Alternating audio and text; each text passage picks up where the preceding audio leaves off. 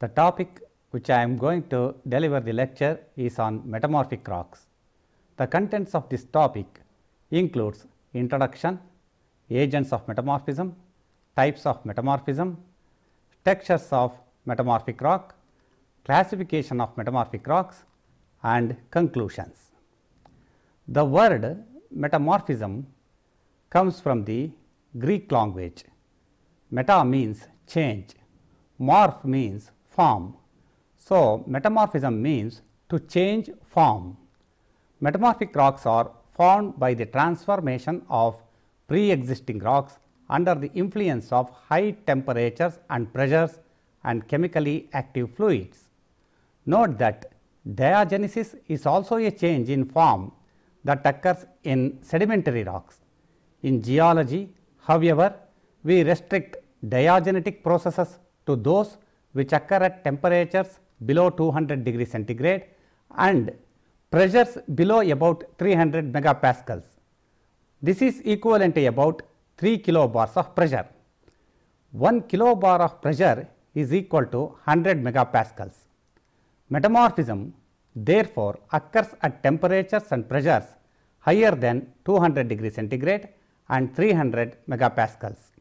Rocks can be subjected to these higher temperatures and pressures as they are buried deeper in the earth.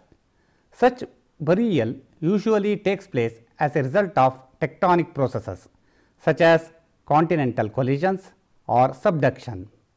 The upper limit of metamorphism occurs at the pressure and temperature where melting of the rock in question begins. Once melting begins, the process changes to an igneous process rather than a metamorphic process. Metasomatism is the drastic change in the bulk chemical composition of a rock that often occurs during the process of metamorphism. It is due to the introduction of chemicals from other surrounding rocks. Water may transport these chemicals rapidly over great distances. Because of the role played by water, metamorphic rocks generally contain many elements absent from the original rock and lack some that originally were present. Still, the introduction of new chemicals is not necessary for recrystallization to occur. The next module of this talk is the agents of metamorphism.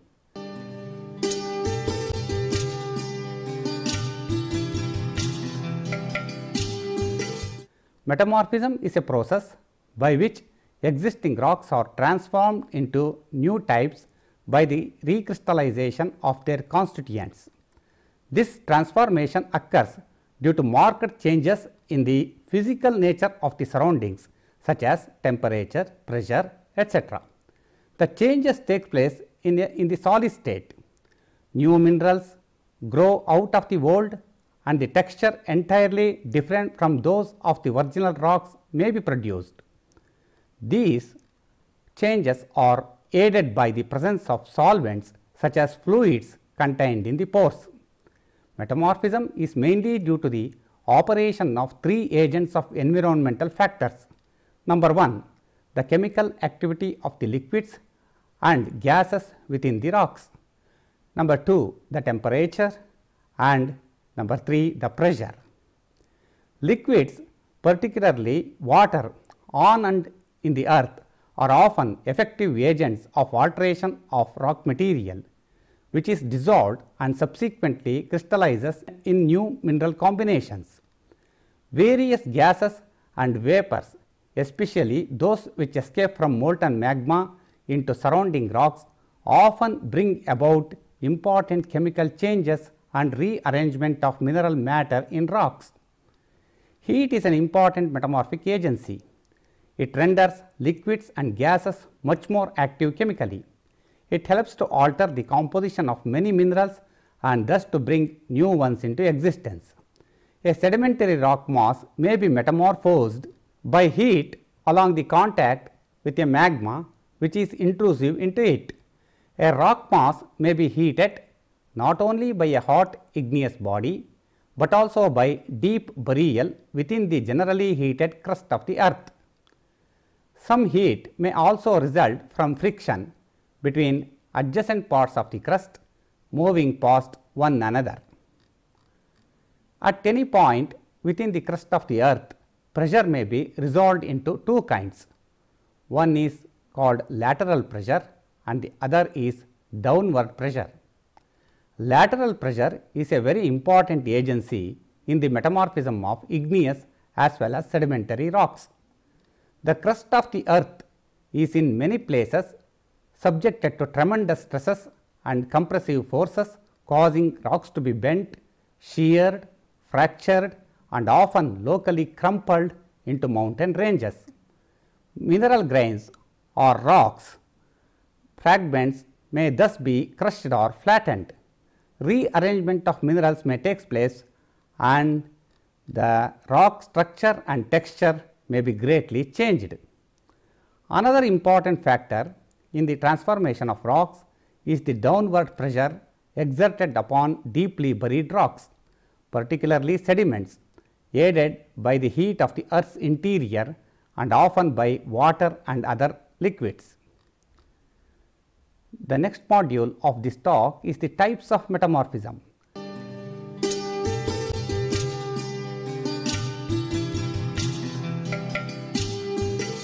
There are two types of metamorphism. One is the contact metamorphism and the other is the regional metamorphism. Now, let us discuss about these two types of metamorphism in detail.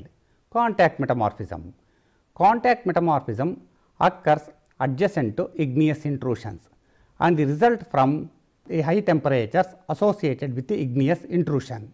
Since only a small area surrounding the intrusion is heated by the magma, metamorphism is restricted to the zone surrounding the intrusion, called a metamorphic or contact areole. So, this is the figure to show that igneous intrusion is at the center and the heat dissipation is more in the core part of the intrusion and the same decreases towards the periphery. So, this is what is known as the metamorphic areole. Outside of the contact areole, the rocks are not affected by the intrusive event. The grade of metamorphism increases in all directions towards the intrusion because the temperature contrast between the surrounding rock and the intruded magma is larger at the shallow levels in the crust where pressure is low. Contact metamorphism is often referred to as high temperature, low pressure metamorphism. The rock produced is often a fine grained rock that shows no foliation, called a hornfels. Regional metamorphism. Regional metamorphism occurs over large areas and generally does not show any relationship to igneous bodies. Most regional metamorphism is accompanied by deformation under non-hydrostatic or differential stress conditions. Thus, regional metamorphism usually results in forming metamorphic rocks that are strongly foliated, such as slates, schists and gneisses. The differential stress usually results from tectonic forces that produce compressional stresses in the rocks, such as when two continental masses collide. Thus, regionally metamorphosed rocks occur in the course of fold or thrust mountain belts or in eroded mountain ranges. Compressive stresses result in folding of rock and thickening of the crust, which tends to push rocks to deeper levels where they are subjected to higher temperatures and pressures. Cataclysmic metamorphism. Cataclysmic metamorphism occurs as a result of mechanical deformation, like when two bodies of rock slide past one another along a fault zone. Heat is generated by the friction of sliding along such a shear zone and the rocks tend to be mechanically deformed. Being crushed and pulverized due to the shearing, cataclysmic metamorphism is not very common and is restricted to a narrow zone along which the shearing occurred. The next type of metamorphism is hydrothermal metamorphism. Rocks that are altered at high temperatures and moderate pressures by hydrothermal fluids are hydrothermally metamorphosed. This is common in basaltic rocks that generally lack hydrous minerals. The hydrothermal metamorphism results in alteration to such Mg, Fe rich hydrous minerals as talc, chlorite, serpentine, actinolite, tremolite, zeolites and clay minerals. Rich ore deposits are often formed as a result of hydrothermal metamorphism. Boreal metamorphism.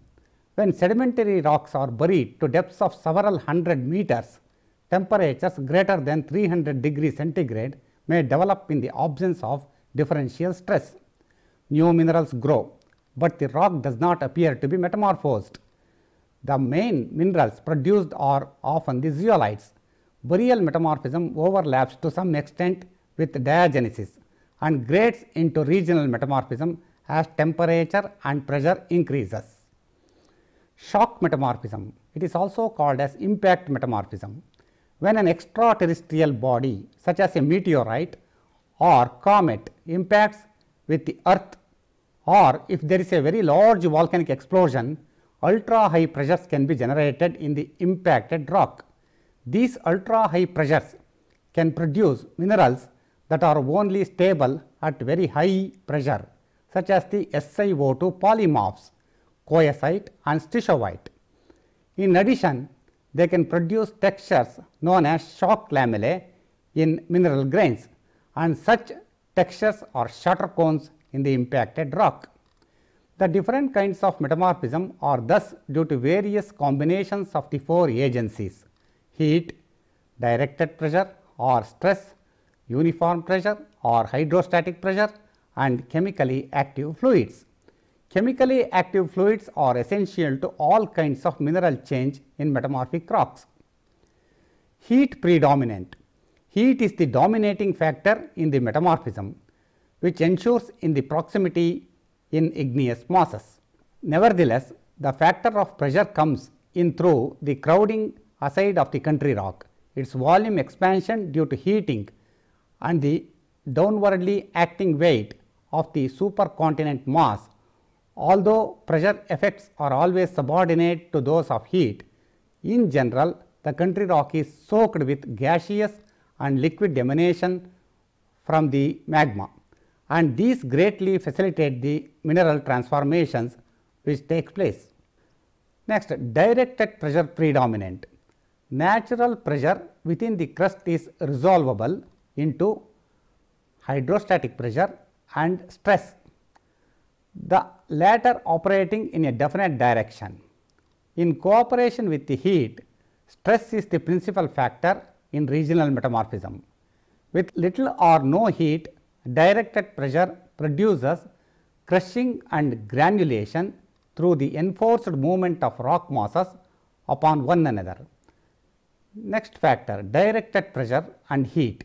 The combination of directed pressure and heat operating at some depth in the crust is one of the most powerful in producing metamorphism. It leads to more or less complete recrystallization of the rocks combined with the production of new structures. Under these conditions, direction pressure lowers the melting points of minerals locally and temporarily, and thus facilitates diffusion and recrystallization of material. The main direction of pressure and movement is tangential to the earth's surface.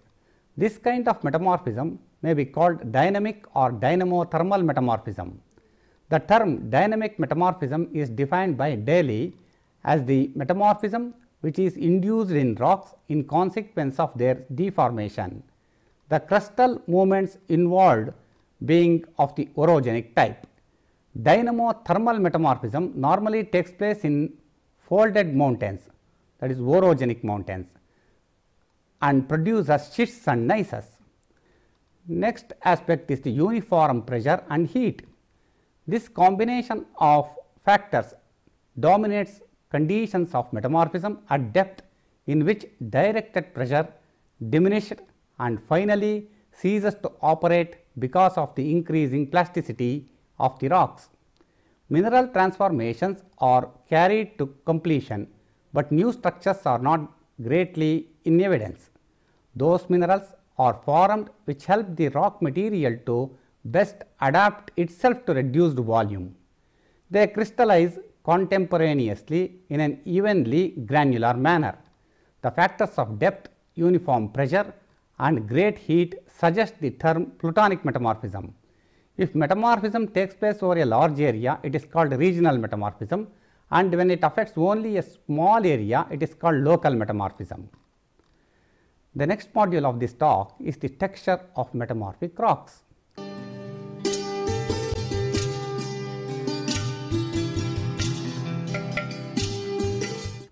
Texture is a term that describes the size, shape and orientation of the grains constituting a rock, as well as the relationship between these grains. Metamorphic textures can be grouped into three main groups. Number 1, relict texture. It is also called as palimpsest textures. These are textures inherited from the original rock type and which have survived metamorphism. Number 2, typomorphic textures. Typomorphic textures are characteristics of metamorphism. And number 3 is the superimposed textures. These textures are characteristics of a post-metamorphic event, for example, alteration, weathering, etc. Other smaller groups as reaction textures, polydeformational textures, etc. may also be typomorphic or replacement, but are grouped separately because they have some genetic connotation.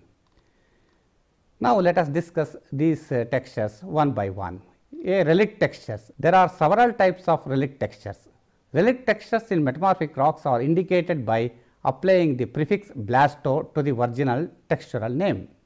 Relict textures are best preserved in low grade rocks. Examples of such textures include porphyritic, ophitic, intergranular, amygdaloidal, spherulitic, variolitic, piezolitic and oolitic.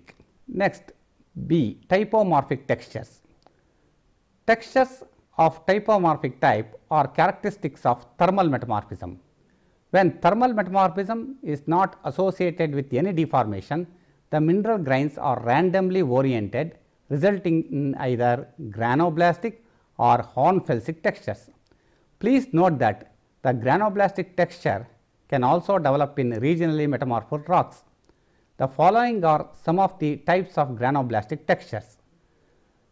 Number 1, granoblastic polygonal, where the equidimensional grains may have well developed crystal faces resulting in straight grain boundaries and where triple junctions are common.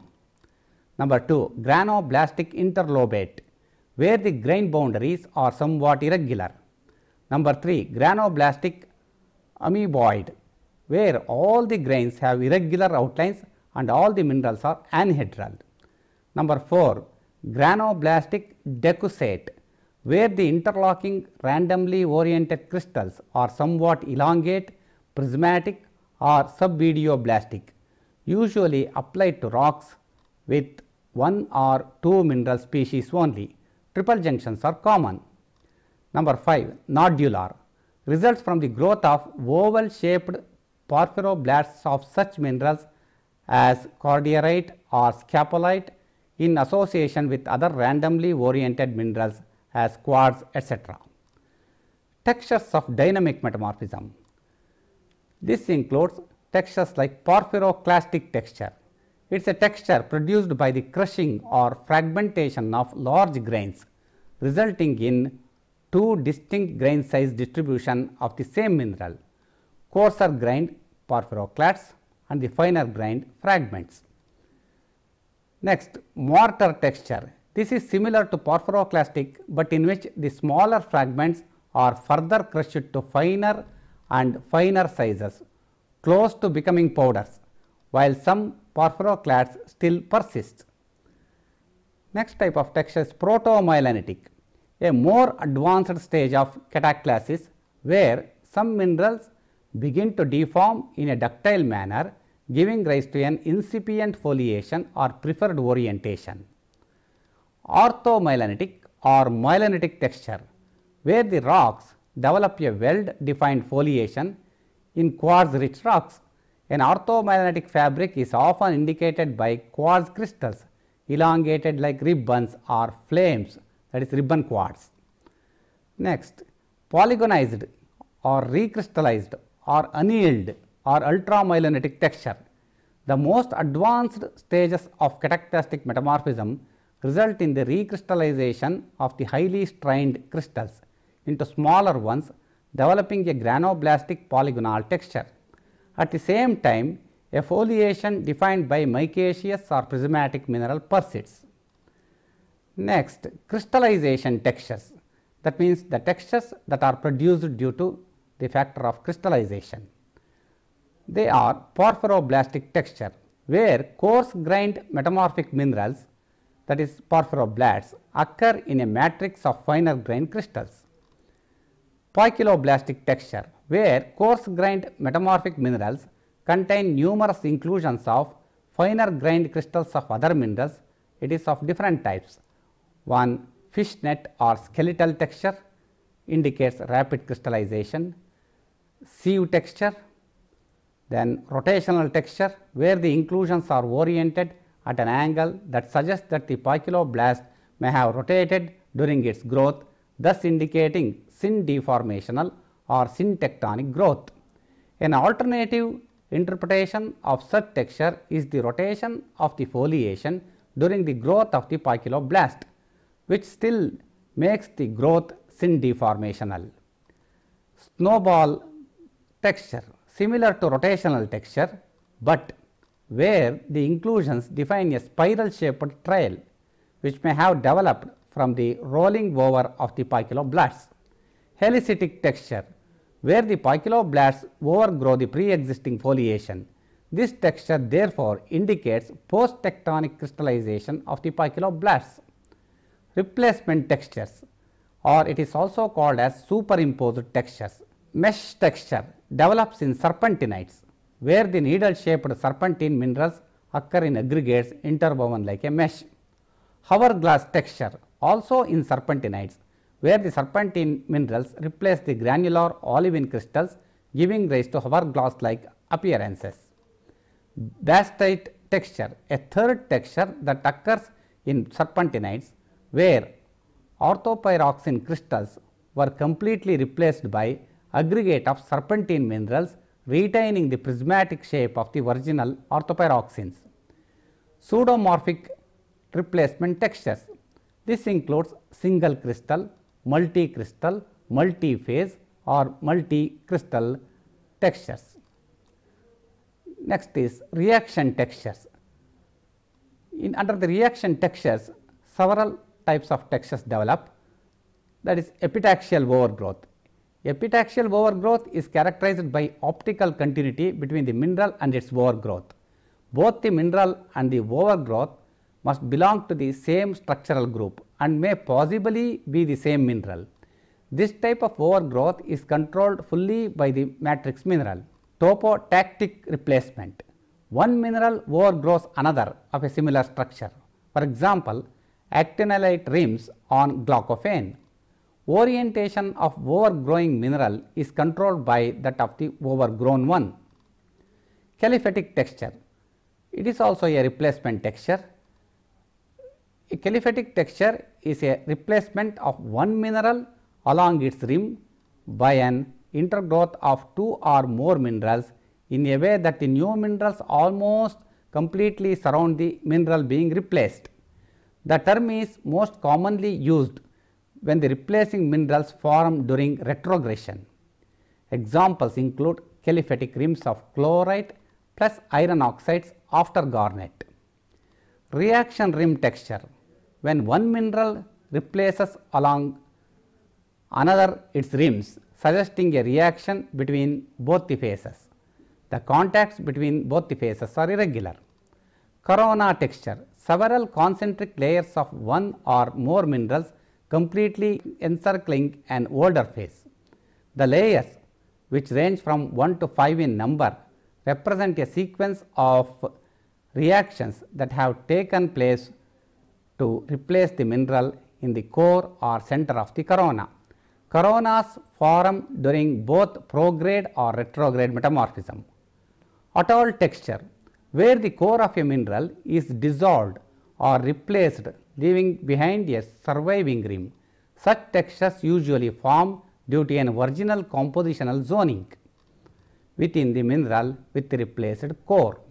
Intergrowth texture. This includes texture like symplectites. It is also a kind of reaction texture. Symplectites are irregular fine-grained mineral intergrowths that form as a result of a certain reaction that did not go to completion. These intergrowths are often recognized by their wormy appearance and often occur along the boundaries of reacting minerals. Next type is the polydeformational or polymetamorphic textures, crenulated cleavages and or schistosity. This results from the folding of a foliation. SC fabric, a more advanced stage of crenulation where one or more minerals are oriented along the crenulated surface to define a new foliation S2 at an angle to the older foliation S1. This commonly involves some form of recrystallization. The next module of this lecture is the classification of the metamorphic rocks.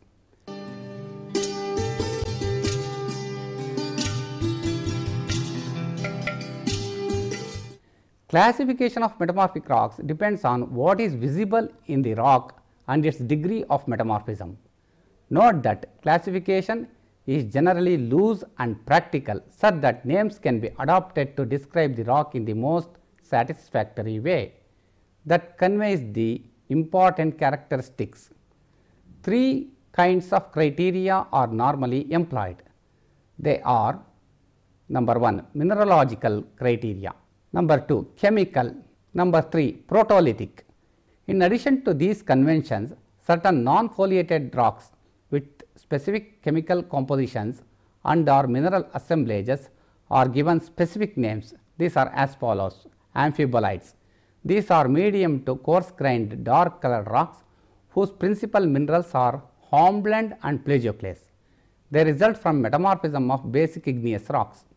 Foliation is highly variable, but when present, the term schist can be appended to the name, that is amphibolite schist.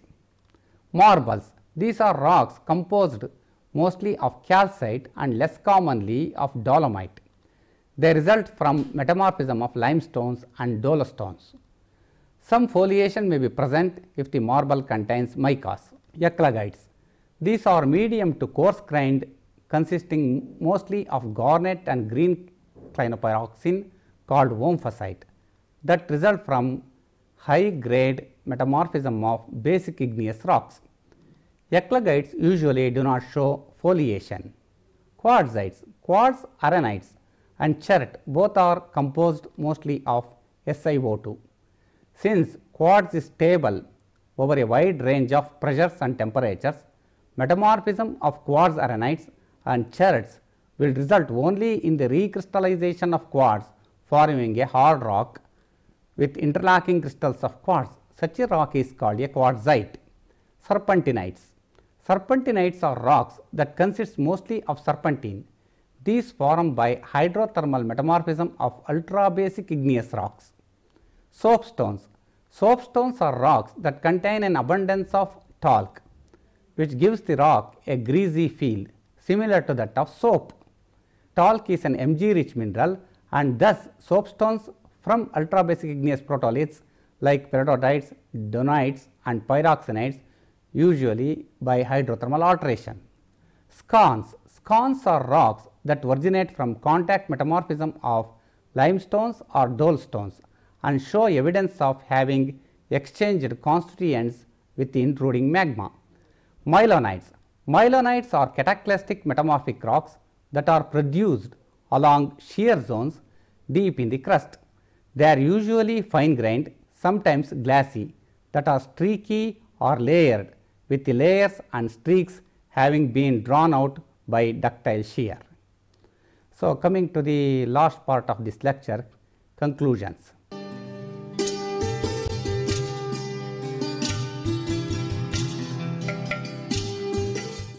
Metamorphic rocks constitute a very important part of the study of the different types of rocks. The study of metamorphic rocks in all its variety enables one to trace the evolution of the Earth's crust right from its primitive stage up to the present. The chemistry of the metamorphosed sedimentary rocks reveals their parentage. The mineral assemblage of metamorphic rocks present a fossilized record of the pressure temperature regimes that prevailed in different parts of the crust at different times in the past.